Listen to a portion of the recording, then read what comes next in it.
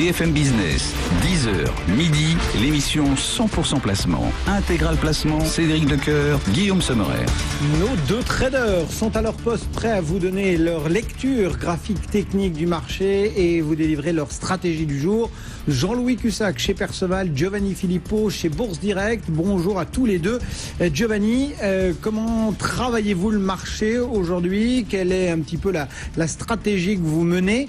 Et surtout, est-ce que vous pensez que les fameux 5400 points autour desquels on tourne depuis quelques heures peuvent être acquis? Tout est possible, je dirais, à court terme. Sur la dernière quinzaine, il est clair que les chances de poursuivre plus avant se sont réduites. On a un marché qui est un peu plus sous l'emprise de la spéculation. Pourtant, vous l'avez encore souligné il y a quelques instants, les fondamentaux sont bons, les conditions techniques également. Mais de toute évidence, le comportement reste encore trop versatile dans un marché qui manque cruellement d'endurance, surtout en Europe. C'est pas du tout le cas à Wall Street.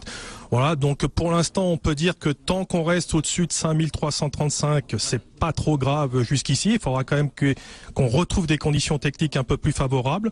Donc seul un retour durable sous 335 et puis sous 5250 risquerait non seulement de rendre la fin de l'année un peu plus difficile, mais de provoquer aussi de nouveaux dégagements. Voilà, dans ce sens, il faudra surtout préserver 5185 à moyen et long terme.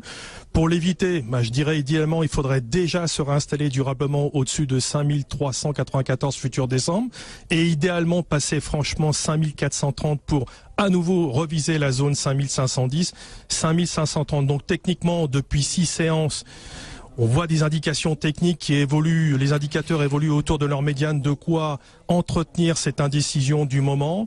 En intraday, les écarts sont plus sensibles, ce qui fait un peu le bonheur des traders. Il faut tenter d'accumuler pour l'instant entre 5352 et 5394 le temps d'avoir des indications plus fortes. À moyen terme, je reste toujours acheteur et notamment au-dessus de 5250. On a profité, nous, en ce qui nous concerne, d'acheter le creux bas de marché de la mi-novembre. On renforcerait éventuellement si on se réinstalle au-dessus de 5430, qui est pour moi un niveau clé à moyen terme.